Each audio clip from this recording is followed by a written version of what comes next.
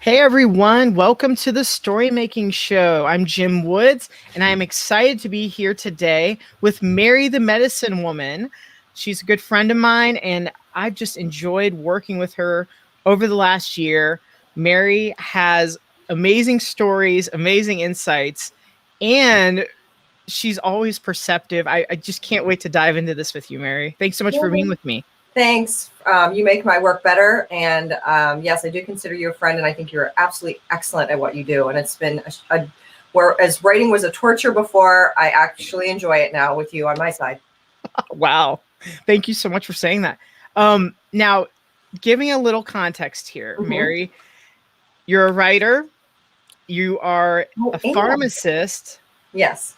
And you also, I know you have experience with speaking and teaching. You have so many different things that you do.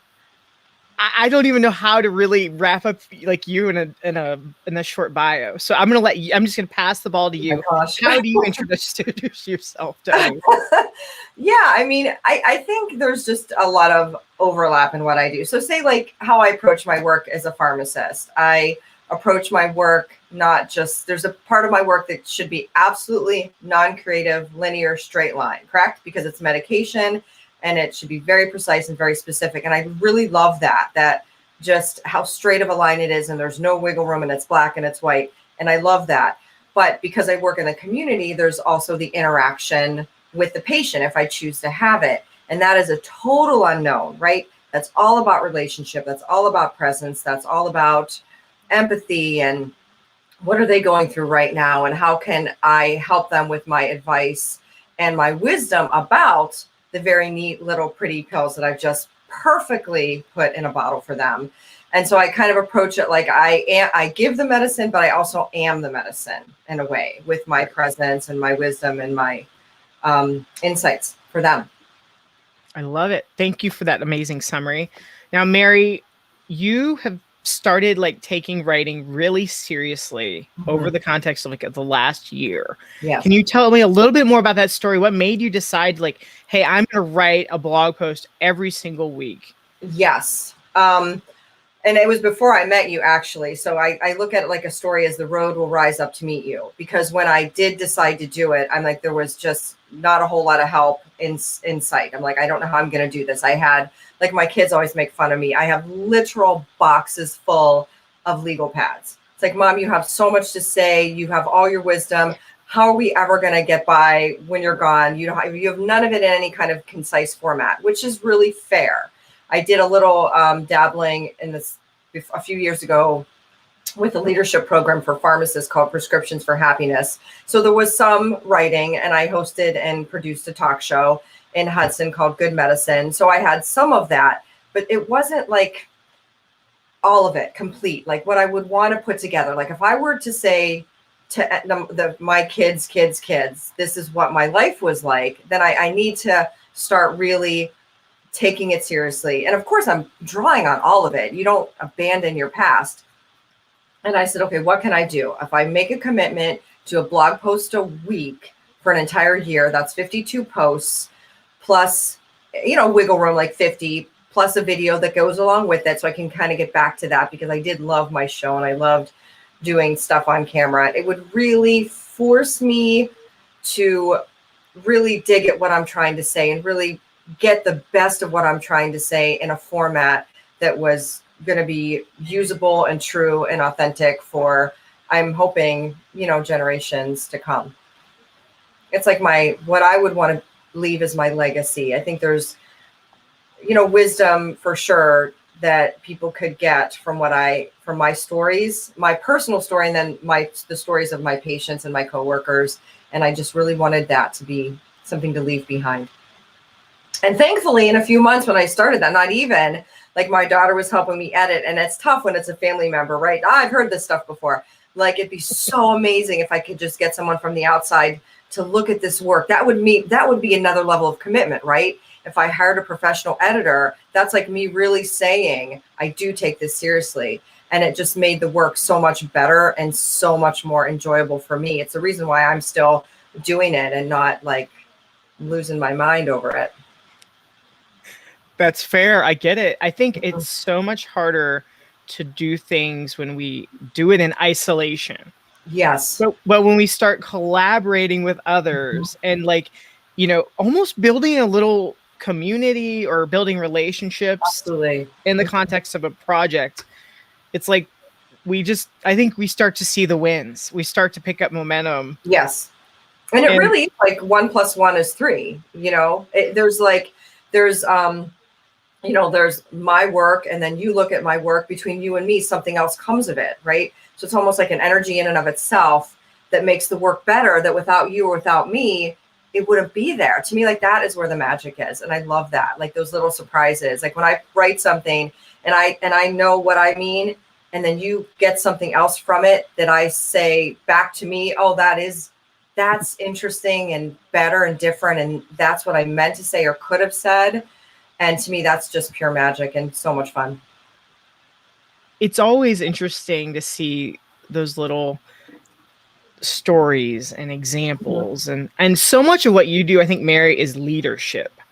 Absolutely. It's, like some of it really falls more under that umbrella with leadership and, customer service and just having the right attitude, the right mindset. I mean, it's kind of funny. I remember I sent you the book Mindset because I was surprised you hadn't read it, by Carol Dweck. Yes. And mindset really dictates a lot of what we do as story makers and storytellers. So what would you say, like, keeps you in the positive mindset as far as like when you're creating, when you're writing, and like what helps pull you in and reel you in? Like, okay, all right, I'm not really feeling this. If you're totally honest, you're like, what helps you, like, stay the course? Is it the collaboration, or what helps you kind of get going? Well, that's a big part of it. Like knowing someone has my back. So even if it's crap, it can be fixed. But even before it gets to you, there has to be crap to be fixed, right? So how do I get, the original crap on the paper or whatever? And I think it goes back to what you said. Like, I do believe that I am trying to lead my customers to better health. That is the approach I take. I am a leader, and they are also in charge. It doesn't mean they don't have power. But as a leader, you want to inspire the power in other people to make better choices. So I always try to then go back, like, where did I have a moment where I knew they were a little bit better after they left me, and I could like lead that interaction and lead that. And to me, that's such an energy that does stay with me. So if I'm at the computer, at the legal pad or whatever, I can just go back and say, when did I feel that moment of leadership where something really clicked for that person who was suffering with their health? And then that kind of inspires me to, it's worth it then, right? It's worth it. Because that's what I'd like to convey. Like, you as healthcare providers, the pharmacist of the future really does need to be a leader in wellness, and can be. Doesn't have to be, but can be. And to me, that's much more fun than just being a dispenser of pills. So I guess that's what it is. All right, let's talk about health, because I think so many of us are kind of in that recovery mode, I guess. I've heard there's so many descriptions for where we are right now, like today, as time of recording today, and in June of 2021, things are opening back up, and many people have been vaccinated. I mean, heck, I was vaccinated by you. So you were, right. But now that we have context here, how would you? A lot of fear. I mean, there's still a lot of fear. There's still PTSD. People have spent a year kind of in a place where there's a fear with no context, kind of like living in this fear. And I think a lot of us don't even realize the ways that it has shown up in our lives. I mean, for me personally, as a frontline healthcare provider, I was able to fully and 100% go with it and embrace the situation. At the beginning was a little bit rocky, but after I did that, but now it's this coming down, like I was, I had this role to play, this really important role. And suddenly, everything is just kind of normal. And I'm like, but is it? Like I still see my patients are still suffering and don't feel so good. And everyone's 15 pounds overweight, and we're very distrustful of things in the media. So there's still a lot of fear. And what I found for myself personally is that feeling of coming kind of down from that was a bit overwhelming. I didn't expect it, right? Like I didn't expect to feel like that. And it felt overwhelming. And I thought to myself, okay, Mary, this is like your newly diagnosed diabetics. This is like the people that are told, oh, just get well, lose 100 pounds. Overwhelming, right? Oh, you're a diabetic, just take care of yourself. Or suddenly you have a trauma and you can't get your mind back. It's like, oh, well, just do it. That's so incredibly overwhelming to not have like an anchor, not have like one thing to do, just one thing. So just for myself personally, I'm like, I just need to find one thing. Is there one thing I can do to feel better? Because it was bad. I just really didn't feel well at all. And I just decided for me, the one thing was to go to bed early every night. That doesn't mean I have to sleep. Yeah. But I get to go to bed at 9:30 every night. I get to. That's my choice. No one can ask me any questions there. My phone doesn't come with me. I don't have to take care of anything, and I don't have to sleep. I can pray, I can meditate, I can just do whatever. And it's been huge for like calming down my nervous system, which was still on high. Like I'm still like in the fighting of the flighting and fighting, right? Right. That makes sense. Everyone else like, oh, we're settling down, we're opening up. Like we are. I still couldn't like settle down. So I love your context here. You said, I get to go to sleep early versus I have to. Right. Which are totally different. It's like, it's like, right. Because then it's one more thing I have to do. Now there's pressure. Yeah. It becomes a to-do list item when you say I have to, and it's like another check next to that. And we don't need that. We don't, especially me after 15 months of that, of dealing with everything that I've dealt with, being right at the forefront of it all. It's probably a time for less things to do, even though that might be a bit uncomfortable for me. I think that really it's hard to say no to certain things, especially good things. Right. It is hard to say no. But when we clear aside that space, that could make a lot of difference. Because in reality, Mary, when you said, hey, I'm going to take writing seriously, I'm going to write once a week, plus do videos, and you're on Instagram, and you're on Facebook, you were committing to one thing in your mind, but it was actually, oh, well, these things kind of come along with it. It was a lot more than I realized. But my point is, it's like, sometimes we don't ever consider those parts that come with that one commitment. And then you're so smart though in saying, hey, I get to go to bed early. That's my one thing I'm going to do to take better care of me, of myself. Right. What would you tell the many other people who feel kind of the same way? Maybe they're not pharmacists. Maybe, they're like me, they're writing, or maybe they're a videographer, or careers don't even matter in this context. But. It's so true. And we kind of touched on it, like when we were talking before we went live, how you were saying about caffeine. And I was doing that too. Like we really, and I think it's an American thing too, try to push past a lot of things really, really fast. Like we try to just rev ourselves up to just get through it. Like whatever it takes, sugar, caffeine, just try to get that really high so we can get through it.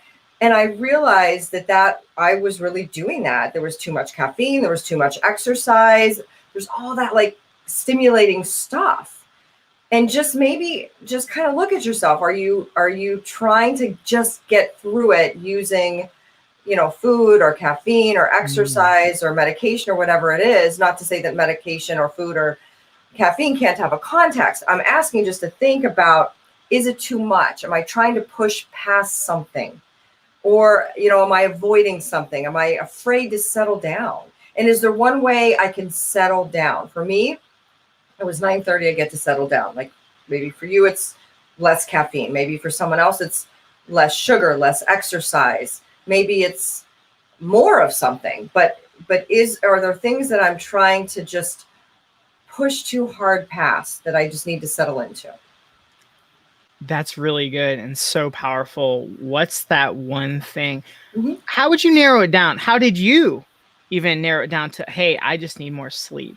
It Because was, I know your workout. I know you're an avid, oh, exerciser. I do. I love it, for my mind. I actually did, because I didn't know, and all I knew was I was really suffering, is that I took some time to figure it out. It's Okay. okay. You don't know right away. Yeah. I'm like, you don't know. I have pushed so far beyond myself that I don't even know what it is anymore. So I'm like, I'm taking a week without exercising. I'm taking a week without rushing. I'm taking a week without like hyper cleaning my house, without having to jump into any other commitments. And let's just see what surfaces. Just because you don't know right away doesn't mean you're never going to know. Like, just slow down so you can hear yourself, is what I said to myself. Just slow down just enough. So I didn't know initially what it was going to be. And then it was in slowing down that I realized that it was going to be sleep for me. That's so good, Mary. I just switched cameras because my other camera died on me. Oh, But you have a spare camera. You're so prepared. that's right. I'm a pro, clearly. You are. That is so good. Now, taking the time to know that it's You need to take okay your time. Yeah. if I don't figure this out. Yeah. That's very unconventional Oh, I know. today. I know. Because It's not like automatic. It's like, right. that's like, we want the TV remote. We don't dare like, Right. Leave it on the channel. Remember, context for you and I, Mary, remember you used to have to turn the channel before the remote. Once Right. the remote came along, you'd never go turn on the TV with the Right. But we want instant and quick. We do. It's cultural. And I think it's powerful though that you're like, look, it's okay. If I don't figure it out this week, that's all right. I'm cool with that. Right. I'm going to, give myself a little time to breathe essentially and to let things surface. How did you figure it out that it was asleep, that you're like, ooh, I just need more sleep versus I need to exercise more or I need to, do something else? Right. Or exercise less or cut out caffeine or cut out sugar. I think because I do produce a lot, right? I'm on send a lot. I'm writing, I'm doing the videos, and I'm at work giving. I think for me, I realized that my mind just wants to be quiet. And my body is tired. And those two things together were just, rest seemed to be, and it felt good too. And I played with it. I'm like, okay, if I lay down for a couple nights at 9:30 and I'm miserable, then I can always make another decision. But I wasn't. I was so happy, quietly laying in my bed by myself. Yeah, I loved it. So that was a sign that it was a good thing because it felt really good. And then I had a couple really good days where I was so much happier and everything was so much easier in every aspect of my life that I'm like, this is good. That's not to say that I will continue this for the rest of my life. I don't have to continue it, but there was lots of feedback from my own mind and body that was a good decision. And that's so powerful when you're getting that feedback from your own body and mind. Yeah. What if we're used to ignoring that feedback? What if we're just kind of caught in the routines and, this is the norm? And obviously we don't like change very much. Right. What would you recommend on that? Like, I mean, if we're already fear-filled, as we mentioned earlier, right, and we've been through a traumatic event for a long time, and we don't like change. Yeah. Is the answer, like you said, really to play? It can be to play, and then also like what we started with, like who's your ally? Is it your partner? Is it one of your kids? Is it a friend? Just ask a friend, like, what do you think would be good for me right now? Or what are you noticing? Well, I notice that you snap at me more, or I notice that you really do seem to be tired, or I notice just someone that you really trust that really, really wants the best for you and will support you in that. Because let's face it, I mean, everyone in the house now has to be quiet at 9:30. So everybody kind of, I obviously have allies in the house. My lovely daughter, Jane Anna, my husband are my allies. So it's always good to have family, friends. In this context, I'm just using the word ally because to me, it feels stronger. Mhm. You know, that someone that really wants the best for you and is looking out for you. I think that's a good thing. Or if we're talking about writing, which we are, I mean, just like ask for it in a dream, and then write your dreams in the morning. I've done that. Or when I'm free forming it in the morning and just like, oh, I just want to take out the trash. I call it taking out the trash before I go to work. So I might write for 15 minutes. Maybe something comes out of that. Ask yourself, what kind of help can you give me? And however, right. That is so good. I love that, Mary. And we're not used to asking ourselves or even others all that much. Like, right, who would know better? Like, I always think, okay, if there was an answer, if there was, something you really wanted to know, if there was a secret and you could hide that secret, where would you hide it? It would be the last place anybody would look, which is inside. That's really good. Now, I know we're kind of almost like dancing around the real topic here in a sense, which is habits. Oh, because I know that is so powerful when you're talking about writing, when you're talking about health, when you're talking about becoming more self-aware, which is what we're also really kind of mentioning here. Habits are really powerful.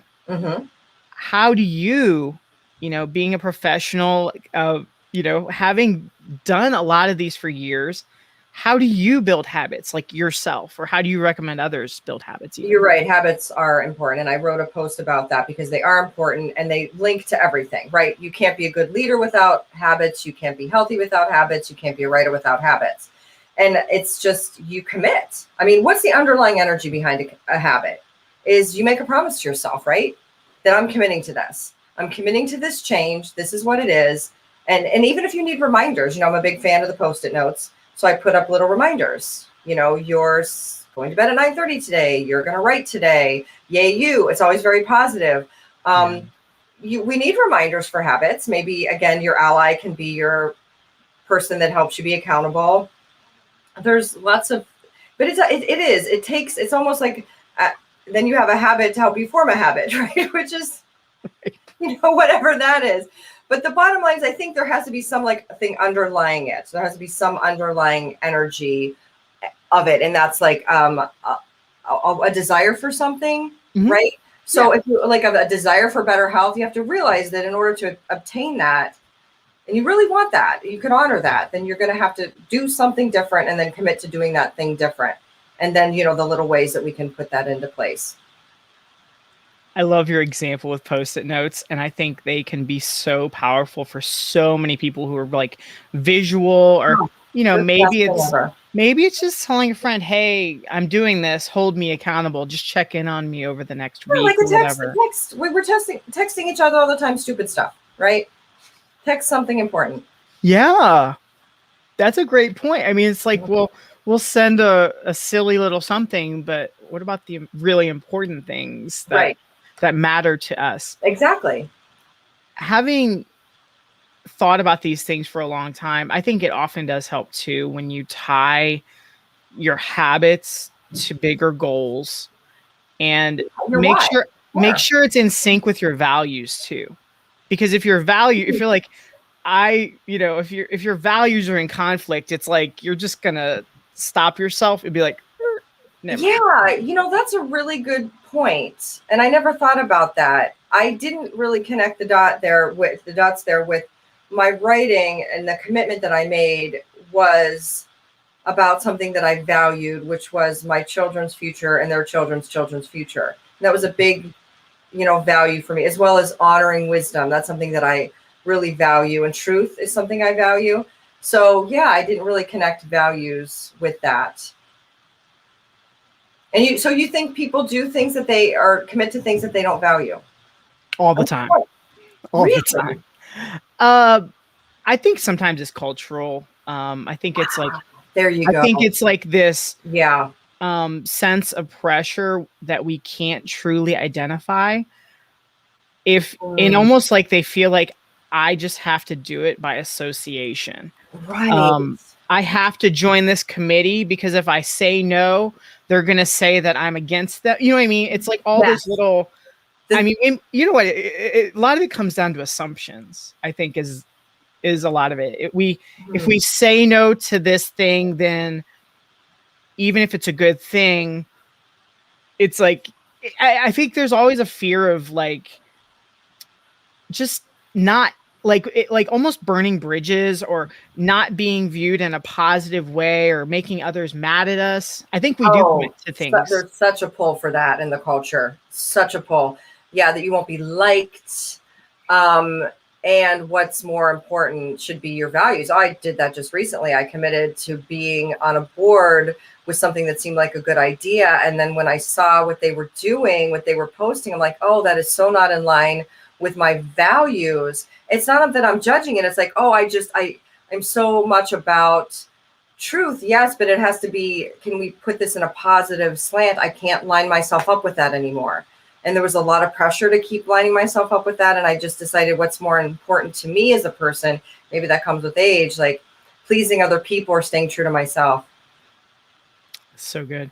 If anyone has any questions for Mary, feel free to type them in the chat. I know we're live on Facebook. We're live on YouTube. If anyone has any questions, I know we're live. So kudos to you, Mary, for not dropping a bunch of language. Yeah, right. I did lose a light. See, so I don't. Yeah, oh well. No, I this has just been so fantastic. I always love catching up with you, Mary, because even if it's something you and I have talked about before, we're coming at it with all these new experiences that have happened since we last spoke, or like just mentioning the values with goals and habits. You're like, ooh, yeah, what about this? And it's just so insightful when we can just see that tiny little. Which is a great tip for writing too. Like now I probably will go to write about values and how they connect to habits and decision making. I mean, why wouldn't I? And so so if you're stuck with your writing, you may think, oh, I've said that, I've done that. Well, you might have, but is there anything else that's happened that is kind of like around that arena that now you can offer something, a new perspective, a new little take on it? It's a great writing tip you just gave us. I think the more we can view things like a cube and just say, hey, it's not just a square. Let's twist it. Let's turn it. Let's look at it from a different angle. That's how we can create, so much more. Yeah, and, I love that. And I love, Mary, your examples of, interactions with customers and just the little, we're always interacting with other people, even if it's just online.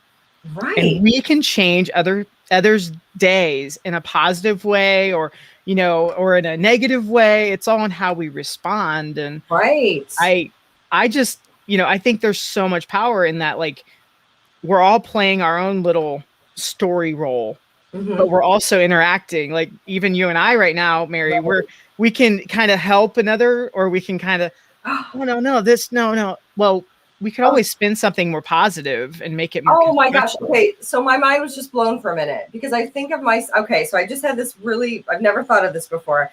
I tell stories about what happens with my customers. I've never thought about what if they went home and told a story about what happened with me. And they are.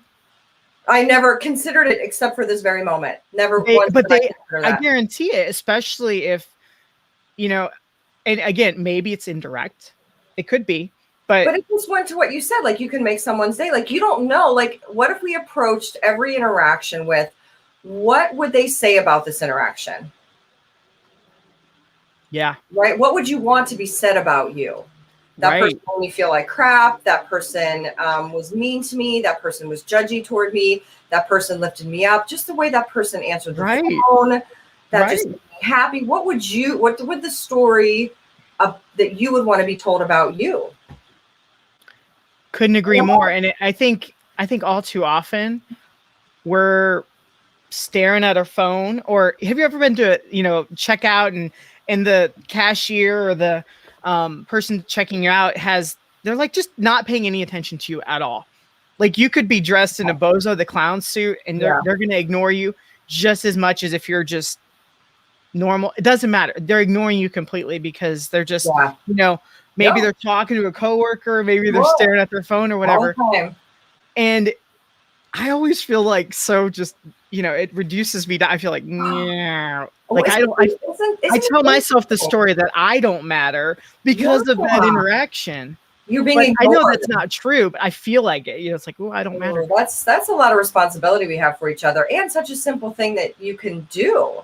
We just don't, let's not ignore each other, because it is kind of ignoring, and it is, if you ignore something, it means you don't care about them, and to not be cared about is like a really horrible feeling for a person. I think there's a lot of power there. And Absolutely. obviously you and I, each of us individually, we have to, keep in mind what is true, go back to your values too. And, like, Right. oh, well, you know what? I can only control so much, but I can control me, Yeah. versus, controlling other people. Mm-hmm. But we have a comment here, and I'm going to read it here from Peter. Reference the positive and negative you think of some people. Do you think some people are naturally disposed to being negative? If so, what do you do with that?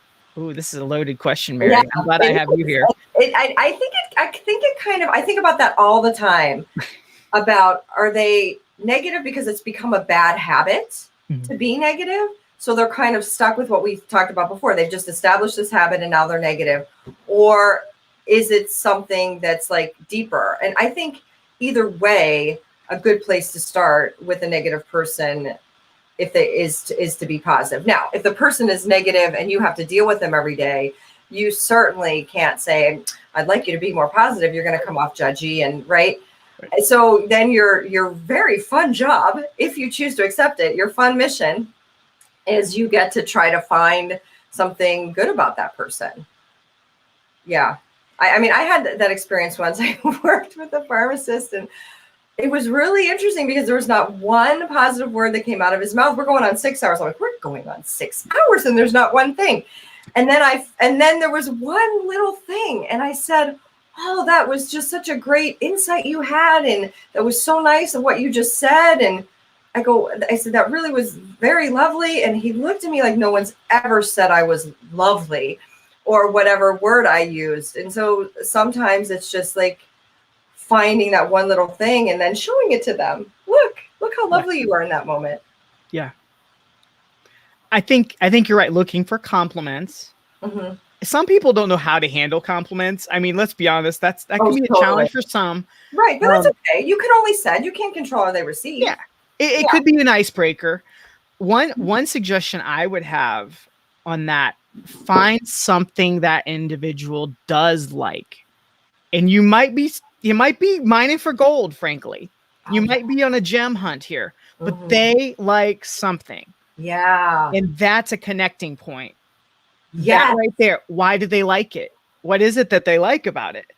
Yes. It's like the time that I found out one of my customers really liked birds. Like, who knew they like birds? I'm like, oh, birds. And then one day at the drive-thru, he brought his bird. So that's awesome. So I was like, now we have a great relationship. Like, right. Things have turned. We have turned the tide of our relationship with the bird. Yeah, that's such a great idea to dig for something, because you're right. Everybody has something that makes them really happy. I think so. And I think it's like everybody can go negative. I mean, there are the Pollyanna types who are always happy. But I think that you can find those connecting points, those little things there. Mm-hmm. And also just keep in mind, like, if you've ever been around someone who's just constantly complaining all the time, that's all they do. Yeah. Well, they're getting something out of that. Maybe it's like, hey, other people might complain too. And there's like a, it's like it's almost like there's a little, I'm not alone. Hey, I hate traffic. Right. And then other people start commenting about traffic, right? You get a little camaraderie, gosh. I think there's something there. True. It's another thing. I had to work with some women a while ago, constant complaining. It was really starting to affect me, so that I decided that with every complaint, I was going to donate $1 to a local women's shelter. So I would keep track. So now, instead of keeping track of the complaints for like one more thing that I get to be mad about, with every complaint, a woman who really was suffering, was going to have a chance at a better life. And I think thousands of dollars were donated that summer, but it was so worth it because it was like turning this negative into such a positive. And it was just, it was a game just I did for myself, just a little tally I kept for myself. Yeah. Yeah. Now, this is a great transition. I have to thank Pete again for that great question, because thank you, Pete. Yes. What if you are depressed? What if that individual who's always cranky is depressed? Has an underlying issue. Yeah. Right.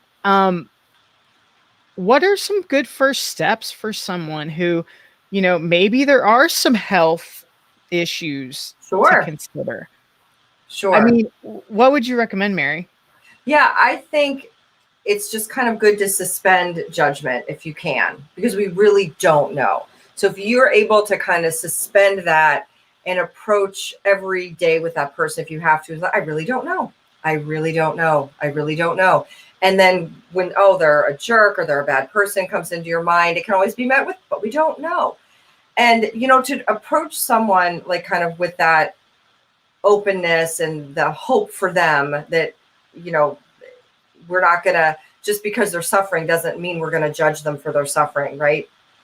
That's, I think, a lot of times what happens. If it can just be kind of that spirit of, I just want the best for you. People do pick up on that. You said it before, like your presence affects other people.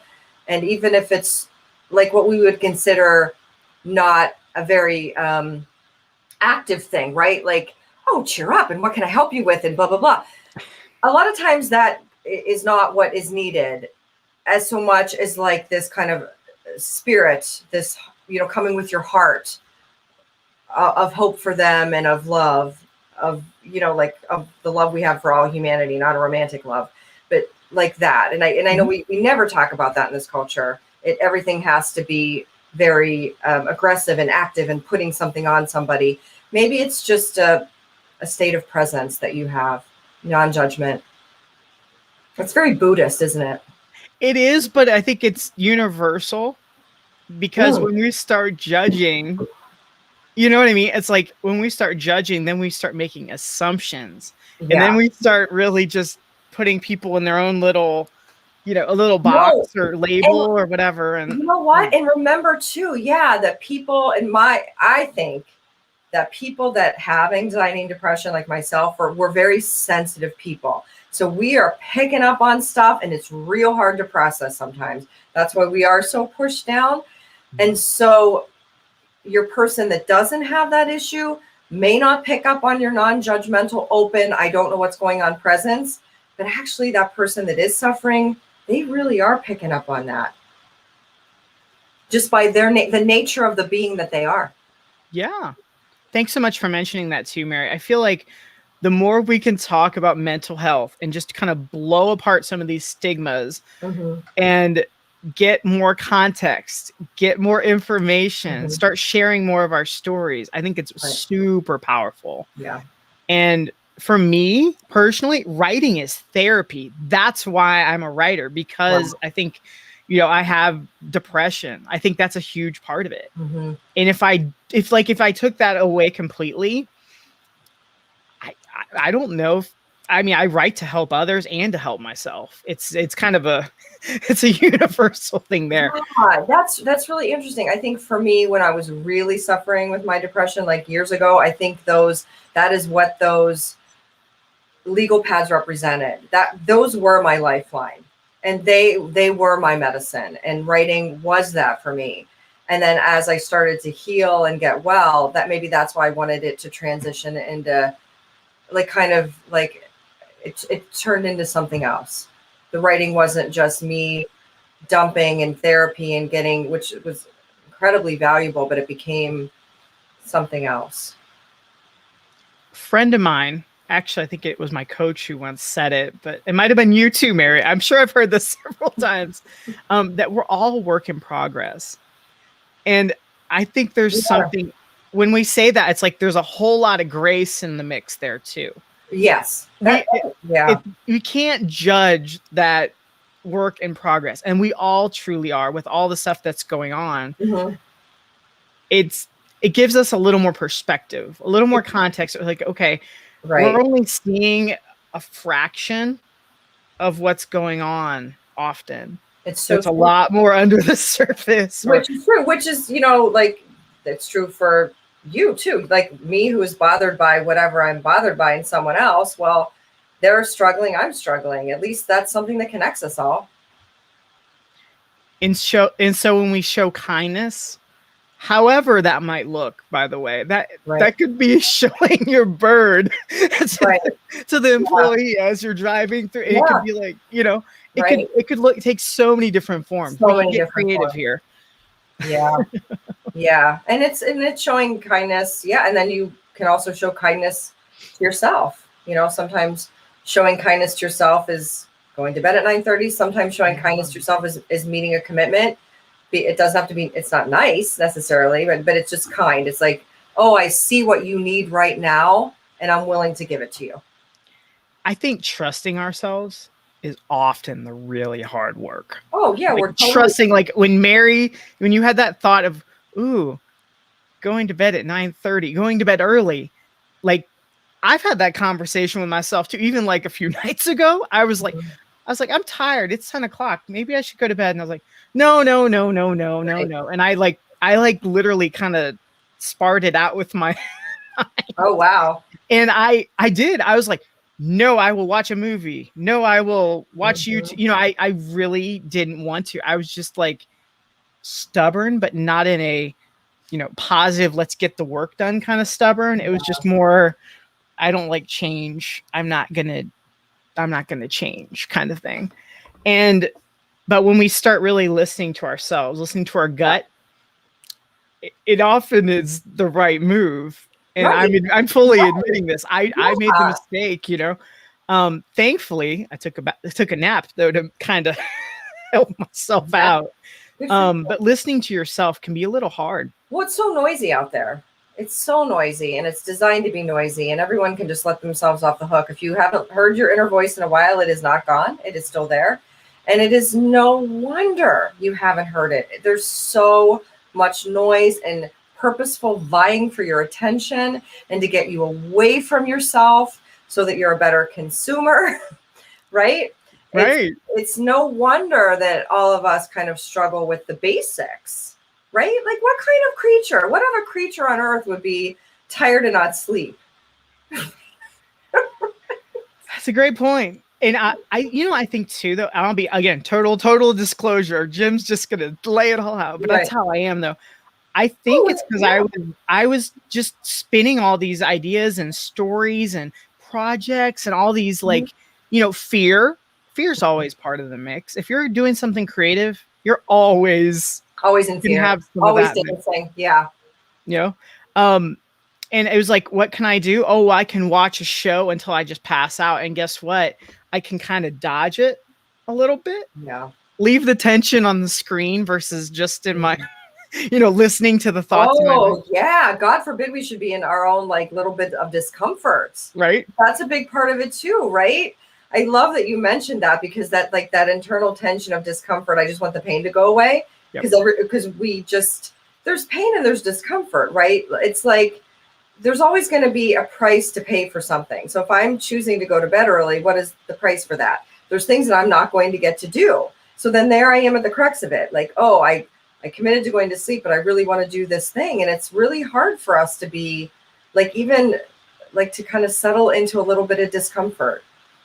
Can you quickly, and I know we have to wrap up here pretty soon, but can you quickly break down what is pain versus what is discomfort? Because I feel like the line is so blurry when you say it, and because we're again so used to not having quiet or silence or emptiness on our schedule. How do you define it, Mary? Well, I think what I experienced when I did decide to quiet down, it was very uncomfortable. Could I was I in any kind of physical or spiritual or mental pain? No, but I was really uncomfortable, and I had to settle into that. What is this discomfort? I don't like you said, I don't like change. I don't like settling down. Pain and suffering is one thing, and we absolutely should try to alleviate that. if we can, in whatever way that we can, in a healthy, holistic, comprehensive way. But I think that we run too much away from discomfort, right? Like if you're exercising, you're probably going to experience some discomfort. Now, if it's pain, you should stop. You may have hurt yourself. But if it's just discomfort, like be in that a little bit. Can I push myself a little bit to, walk that extra mile or run that extra mile? And the same thing, you have discomfort physically when we're trying to get well, or even like I really want sugar. Like I'm really craving some sugar right now. I know that is going to be the last thing I need, because future me, the me in 6 hours does not want to crash, or 3 hours does not want to crash. It's Right. really uncomfortable, because now I have to decide, am I going to give myself this to get past it, or am I going to wait? That's, to me, that's also discomfort. Like it's like that space between decisions. Right. I think that's exactly, it's like that awkward, often uncomfortable space in between. Yeah. The in between. Yeah, I really love that. Yeah. Great We don't like to definition. be in between. It's where the unknown is, right? That's where the Yeah. unknown is, in that like little in between. It's the in between the beginning and end. Yeah. Yeah. Peter Yeah. has one more question for us, Mary. I'm curious on this one here. Okay. What if someone is going to be on the losing end of an interaction? For example, sometimes with adults and kids, the kids just want what they want. But the same goes for adults too. Sure. Everyone wants what they want. Right. Yeah. I love that. I love that, like losing end, like, because it's almost saying that if you want and you don't get, you've lost. Is that true? Like I was just having this conversation with a nurse. My grandfather used to say, it's okay to want. And because from where he grew up, there was probably a lot of want and not a lot of gratification. I think that as soon as you get what you want, you're going to want something else anyway. So it's like that. It's also like an in-between place, because you want something and you don't have it. And that's also uncomfortable, because we're used to getting our wants right away. So if it's a losing end of something, I guess it depends on, is that really a question about compromise, or maybe that needs some unpacking? Like, well, what do you want from this? What do I want? How can we get it? I was thinking the same thing, Mary. Yeah. Because we're all heroes in our own story. I mean, like we all believe we're right. I think you mentioned that a while ago in a post. Yeah. It's like we all think we're right. We all think, and so if someone comes at us with a differing perspective, therefore they're wrong, we see ourselves as right. I have to almost go back to that cube analogy and say, well, what if we can shift perspectives a little? And hang around with that a little bit. Why do we have to decide immediately that I'm right and you're wrong? Maybe we just sit on it for a while. Maybe we unpack it. We talk about it. We don't do a lot of that. Culturally, like we said before, decisions have to be made immediately, and it has to be someone else telling us what to do. And what if we really could uncover something about that other person who wants something that maybe we can't give them or don't want to give them, and just maybe something really magical can come from that. If we were to hang out there for a while and get over our fear of not being liked or disappointing somebody, which is very uncomfortable. It's better just to say no and walk away. It's like on TV. Like no one ever, do you ever notice on a TV show that no one ever resolves a conflict? It's like they give a line and then they leave the scene. Here's the line, and then they leave, and the other person's going, oh, It's like, I think we're doing a sitcom trick. Too. Yeah, sitcoms especially. Yeah. It's like they should stay and resolve that conflict and really get into it, and we shouldn't get to leave so quick, right? We shouldn't get to leave each other so quick.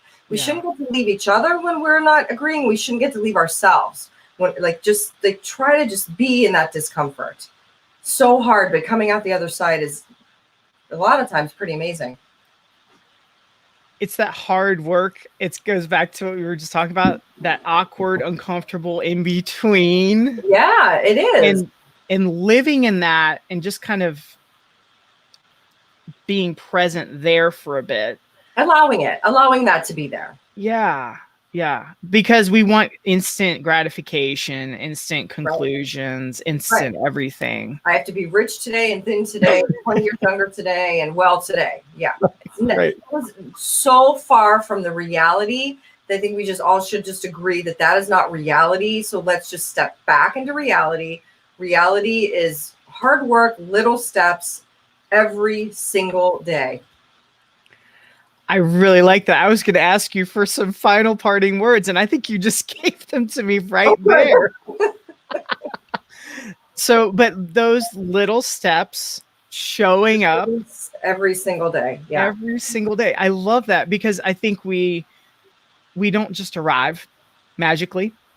You still have to keep exercising. You still have to take care of yourself. Sure. You know, we have to eat well, not just like 2 weeks ago. We try to eat well every day. Yeah, little decisions every day, to be kind, to eat, to move your body. It really is, it's pretty simple. It's not necessarily easy, but it is pretty simple. Get help, you know, try things, reach out, whatever it takes. Value yourself enough. You're worth it. Value yourself enough to take some steps to make your future better, your today better, your now better. I love it. And for anyone who wants to read more of your writing and to connect with you, your website is marythemedicinewoman.com. Yeah, so simple. Yeah, so simple. And I know, are you planning on, and also you have your YouTube channel as well. I'll be sure to mention that in the links to from this episode as well. You have your YouTube if someone prefers to watch videos versus reading your blog posts, but your blog posts are fun. Like, I'm going to definitely write on these topics that came up. So if there's something that you'd like me to write about, life is my biggest inspiration. Like in the moment, if I think these are really great topics, those 2 questions, and I'll definitely write on those. So if there's any other topic, I'll write on it and you'll edit it and it'll be good. I love it. Sounds great. Thanks again so much for being with me, Mary. And I appreciate you so much. I appreciate you. Peace. All right.